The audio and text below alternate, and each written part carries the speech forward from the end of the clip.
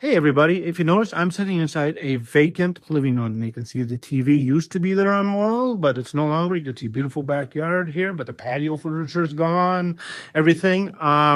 This home is sold. Um, and I want to tell you a little bit about how we got it sold. Once the sellers interviewed me and realized that I was the best agent to work for them and work with them on this, one of the first steps I do is bring in a staging consultant on occupied homes. I have a lady who's been in the business quite a while. She's a fantastic eye for detail. Comes into the home, says, okay, let's move this here, let's move this there, get that off the wall, let's move this to the garage. She even told us there was a half bath we had to paint a different color here. These sellers were fantastic. They listened to everything she said to do.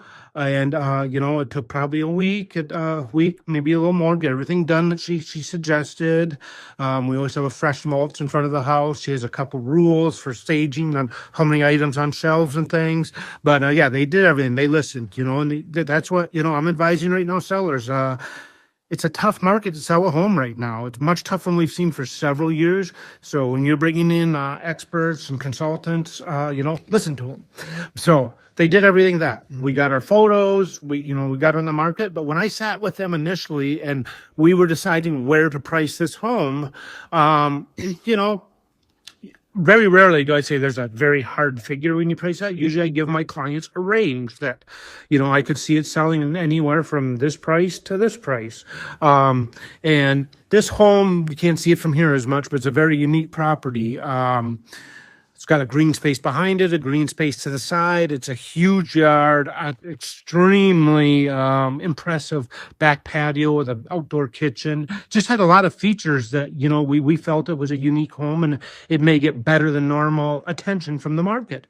But so we had a range and, the sellers wanted to find out. They wanted to start at the top end of the range, and that's fine. Everybody wants to make as much money as they can when they're selling their home.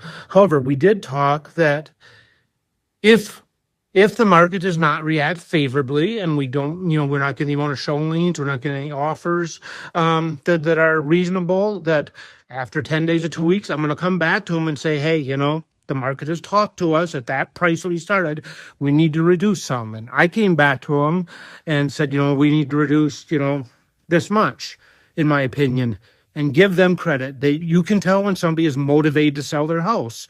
They said, no, guy, let's make a little bit bigger price reduction. So they actually went a little more than, they were fine with a little bit more than I suggested, because it's always difficult, you don't want to hurt anybody. You don't want to hurt anybody's feelings on how much of a price reduction. You want to offend people, but they were very realistic. When we looked at the numbers and stuff, they said, let's make a pretty sizable price drop. And once we did, we got more showings and we got an offer that, turned into a contract fairly quickly. So I give these sellers a ton of credit, Once they knew I was the right guy to work with them, pun intended, that, we brought in the consultant, they listened to her, they got everything ready as good as we could make this house look for, for showings and the photography.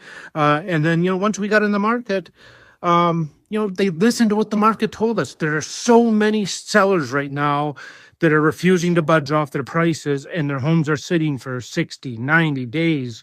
I've got several near me and near in the neighborhood I live in right now. And they're getting some bad, they may be getting some bad advice from the realtors, or they're just digging their heels in too much. Because we are shifting to a different market right now. We're not in the COVID times where you can throw any price on your home. And if the market doesn't react, you got to listen to it. So, hey, I give these sellers a ton of credit. I'm so glad for them that, today it's a vacant home because it's sold. But I'm sure by the end of this week, the new family will be moved in. But, I want to kind of tell you what a little bit of the process we go through. And it makes a realtor's job so much easier when the sellers are listening and they're aware of what needs to be done to actually get the home sold. So, hey, you have a good day. And if you got any questions about the DFW market, I'm always here to give you honest numbers, honest facts. And, please subscribe to this channel because hopefully I'll have a lot more homes to tell you about, more information about the Dallas-Fort Worth area. Please subscribe. I appreciate it. Thank you.